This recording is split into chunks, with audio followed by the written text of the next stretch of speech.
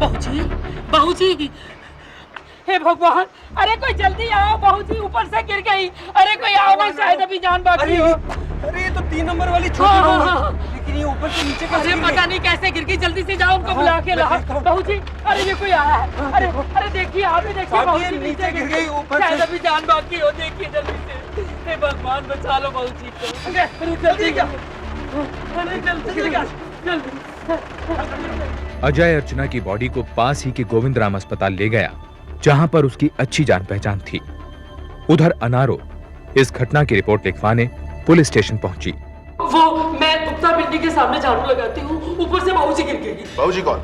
जी वो 3 नंबर वाले सुदर्शन लाल जी की छोटी बहू। तुमने जब उन्हें देखा तो वो जिंदा थी क्या? मुझे कुछ पता नहीं जी, बिल्कुल पता नहीं। आप चलिए जल्दी से। 1 सेकंड रुको। इंस्पेक्टर पाथर ने तुरंत एक फिंगरप्रिंट एक्सपर्ट को फोन करके गुप्ता बिल्डिंग पहुंचने को कहा। वो खुद अनारो के साथ एक हवलदार को लेकर गुप्ता बिल्डिंग की तरफ निकल पड़ा, जो कि पुलिस स्टेशन से कुछ ही दूरी पर थी। वहां पहुंचकर उसने वो जगह सील कर दी जहां पर अर्चना गिरी थी। साहब जी, मैं यहाँ झाड़ी लगा रही थी, मैंने देखा छोटी बहू जी ऊपर से गिर गई। सुनो, इस पूरे एरिया को सील कर दो, यहाँ पर कोई नहीं आएगा। और जैसे फिंगरप्रिंट एक्सपर्ट्स आते हैं उन्हें लेकर अंदर आओ। यहाँ का दरबान कौन है? जी मैं हूँ साहब। आप मुझे सुदर्शन लाल जी का घर। आइए सर। चलिए।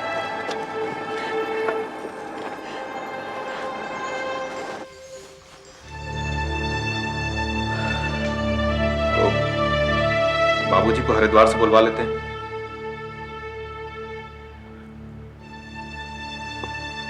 अब तू क्यों इस तरह मातम मना रही है?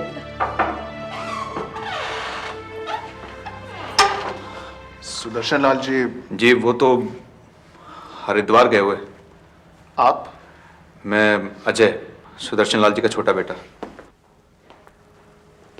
अर्चना आपकी पत्नी थी, आज सुबह उसकी मौत हो गई।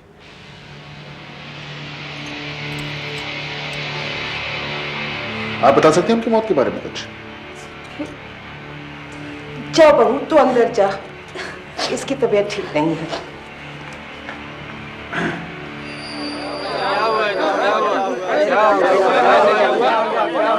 क्या बात है भाई साहब?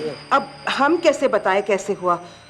अर्चना रोज सुबह कबूतरों को दाना डालने जाती थी, आज भी गई होगी। पता नहीं कौन सी सुध में रहती थी। मैं तो पूजा कर रही थी, शायद पांव फिसल गया होगा छत पर से। तो आपने पुलिस को इसके बारे में पहले क्यों नहीं बताया?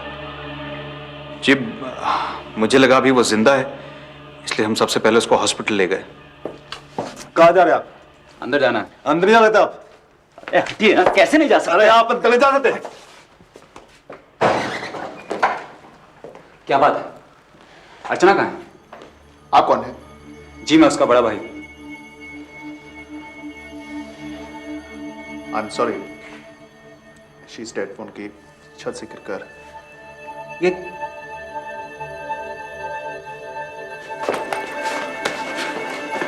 तूने मेरी बहन को मार डाला? क्या बात करते भाई साहब? अर्चना का पाँव फिसल गया। पाँव नहीं फिसला है, तूने उसे छत से धक्का दिया है। इंस्पेक्टर साहब, गिरफ्तार कर लीजिए इसको, इसने मेरी बहन को मारा है। साहब फिंगरप्रिंट वाला है। ठीक है, जाओ। बॉडी कहां पर है? पास के गोविंद राम हॉस्पिटल में। आप चाहें तो आप घर जा सकते हैं, मैं बाद में आके आपसे बात करूंगा।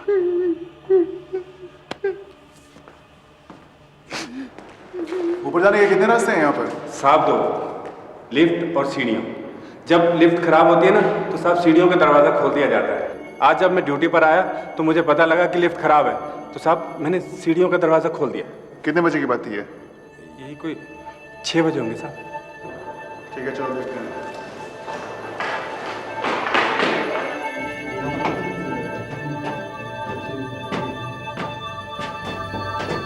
इंस्पेक्टर पाथर को सीढ़ियों में एक छोटा चाकू मिला। उसे छत के पास टूटी हुई चूड़ियां भी मिली। छत की मुंडेर के पास से उसे एक जोड़ी लेडीज सैंडल्स मिले। लेकिन दाएं पैर की सैंडल बाईं तरफ और बाएं पांव की सैंडल दाईं तरफ थी।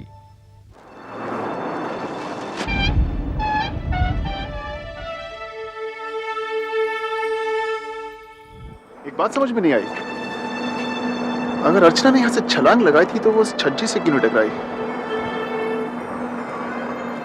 पीछे चलिए आप लोग।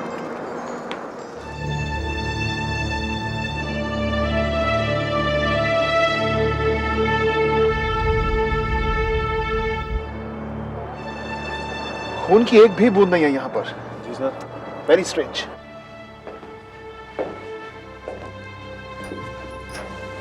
बड़ी देर लगा दी। अर्चू कहाँ है?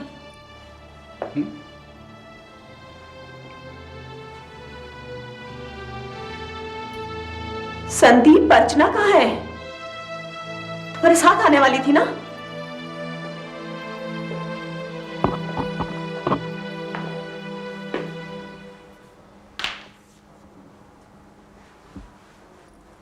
संदीप, अर्चना कहाँ है? मेरे अर्चू कहाँ है?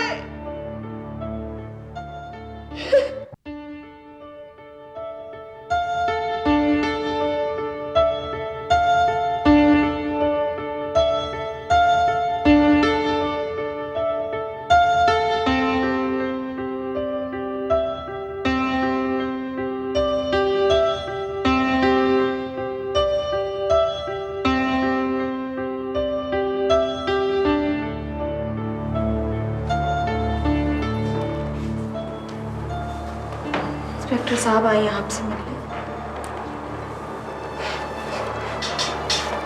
माफ कीजिए, मैं आपसे अर्चना के बारे में कुछ पूछताछ करने के लिए आया था। उन्हीं लोगों ने मारा है दहेज के लालच में। वो बहुत परेशान थी। हमें तो उसकी परेशानी बहुत बाद में पता चली। सभी कुछ तो दिया हमने।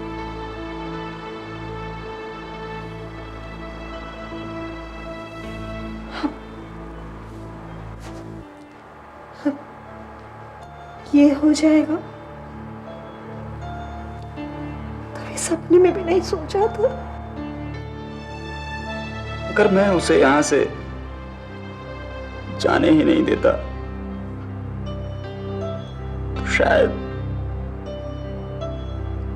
जिंदा होती आज। मधु और संदीप ने इंस्पेक्टर पाथर को दहेज के रूप में दी गई रकम और जेवर वगैरह के डिटेल्स दिए। अर्चना पर होने वाले अत्याचारों के बारे में उन्होंने इंस्पेक्टर को बताया। पोस्टमार्टम हो जाने के बाद अर्चना की बॉडी उसके परिवार वालों को सौंप दी गई।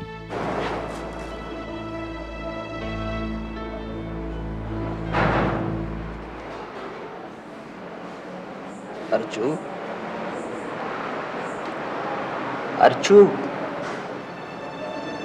अर्चू,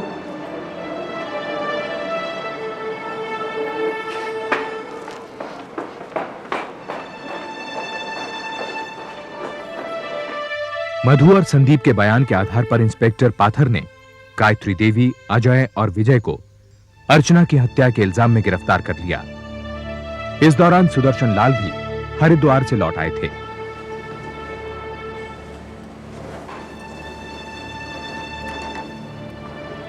बाबूजी, चाय पी लीजिए।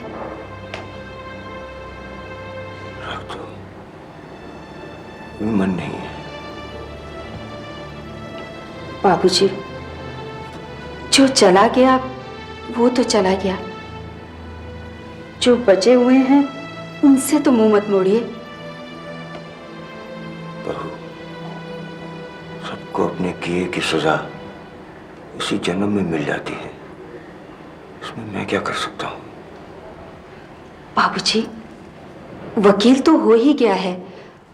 अगर आप कुछ लोगों से बात करें तो शायद। एक गलती तो मैं कर चुका हूं। अगर कोशिश करता तो शायद अर्चना बच जाती, लेकिन उसको मारने वालों को बचाकर मैं दूसरी गलती नहीं करना चाहता।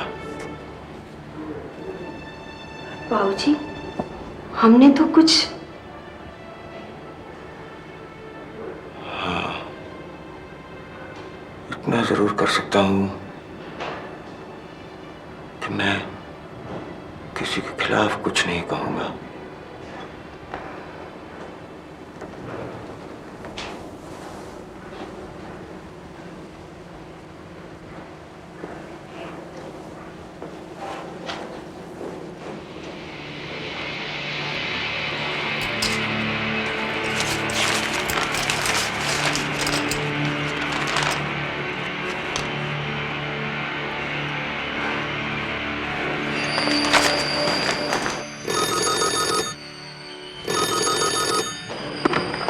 इंस्पेक्टर पाथर। जी, मैं सुदर्शन लाल जी के यहाँ से बोल रही हूँ।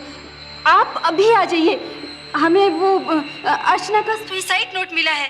What? अच्छा ठीक है, आप रुकिए, मैं आता हूँ अभी। लिखावट तो उसी की लगती है, लेकिन मैं नहीं मानता कि उसने आत्महत्या की है। यह खत उससे जबरदस्ती लिखवाया गया है इंस्पेक्टर साहब। आपके पास अर्चना की हैंडराइटिंग में कुछ और है क्या? जी, उसके कुछ गाने की कॉपी। इंस्पेक्टर साहब, ये इस लेटर की वजह से वो लोग छूट तो नहीं जाएंगे ना? नहीं नहीं, मुझे ऐसा नहीं लगता बिल्कुल भी। देखिए, आपका केस काफी स्ट्रांग है, डोंट वरी। इंस्पेक्टर साहब,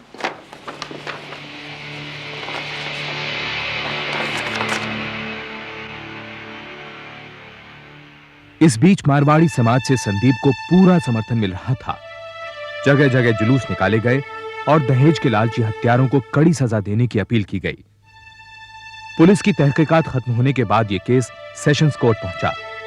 प्रोसिक्यूशन लॉयर नागपाल ने केस के डिटेल्स कोर्ट के सामने रखे। योर ऑनर, जिस जगह अर्चना की डेड बॉडी गिरी थी, वहां से खून का एक कतरा भी नहीं मिला। इससे बात साफ जाहिर है कि अर्चना की मौत पहले ही हो चुकी थी। अर्चना की मौत के बारे में और जानकारी हासिल करने के लिए मैं अर्चना का पोस्टमार्टम करने वाले डॉक्टर त्रिपाठी को विटनेस बॉक्स में बुलाना चाहूंगा। डॉक्टर त्रिपाठी, अर्चना की मौत की वजह? जी, अर्चना के शरीर में 34 मल्टीपल इंजरीज थे, जिनमें से 20 अंदरूनी चोटें थी। उसके शरीर पर मल्टीपल फ्रैक्चर्स थे, उसके 10 रिब्स टूट चुके थे, उसका लीवर, स्प्लीन और लंग्स सब बुरी तरह रप्चर्ड थे, जैसे किसी वाइटल रिएक्शन की वजह से हुआ होगा। उसके चेहरे पर नाखूनों के निशान भी थे। अच्छा डॉक्टर, क्या यह सच है कि जब अर्चना की डेड बॉडी को हॉस्पिटल लाया गया तो उसके कपड़े फटे हुए थे, लेकिन उन फटे हुए कपड़ों से चोटों के कॉरेस्पॉन्डिंग निशान नहीं मिले? जी, ये सच है। योर ऑनर, हर रोज की तरह उस रात भी अर्चना की कस के पिटाई की गई।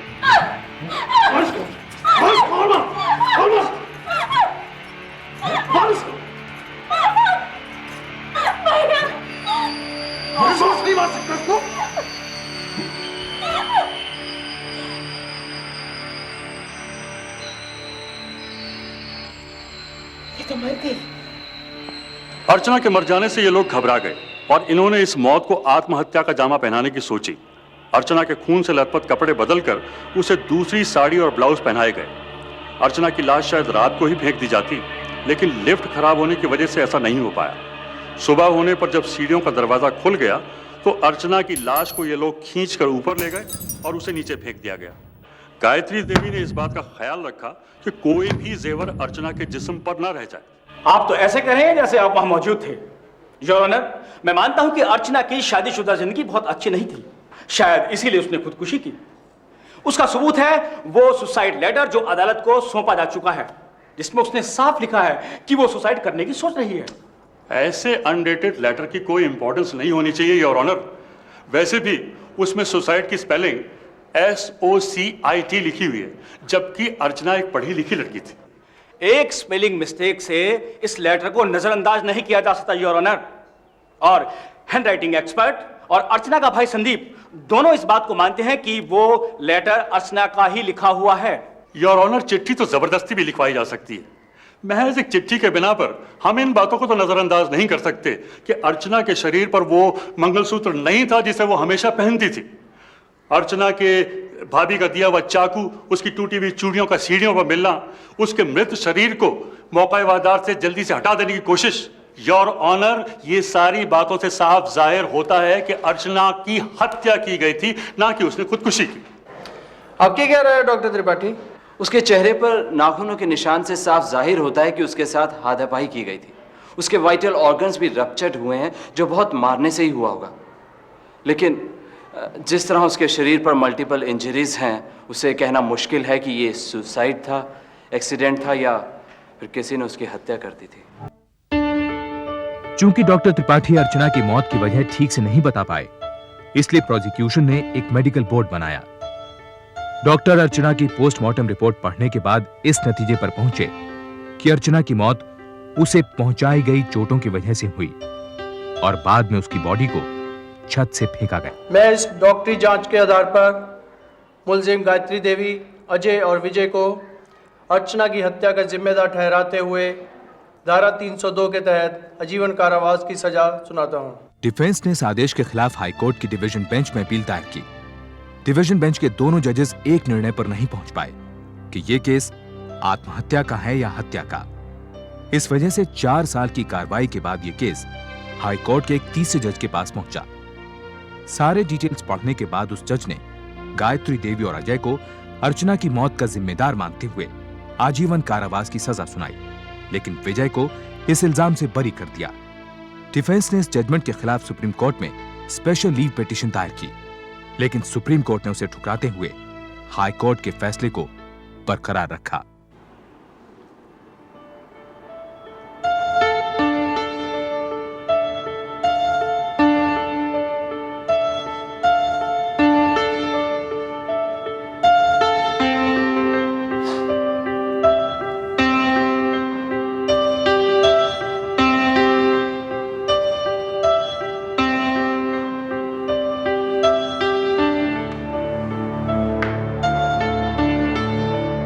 मैं तुझे जीते जी तो खुशी नहीं दे पाया,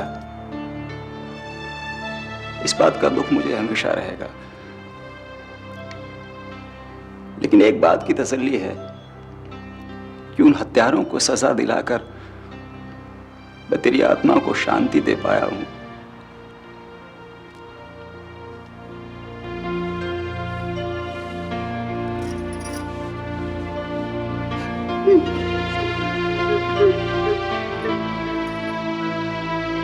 गायत्री देवी और अजय दिल्ली की तिहाड़ जेल में अपनी सजा काट रहे हैं। सुदर्शन लाल का कुछ साल पहले देहांत हो गया। मरने से पहले वो अपनी जायदाद से अर्चना के नाम एक ट्रस्ट बना गए। विजय और सुकन्या दिल्ली छोड़कर कहीं और चले गए। संदीप और मधु दिल्ली में ही रहते हैं और दहेज पीड़ित औरतों की सहायता में जुटे हुए हैं।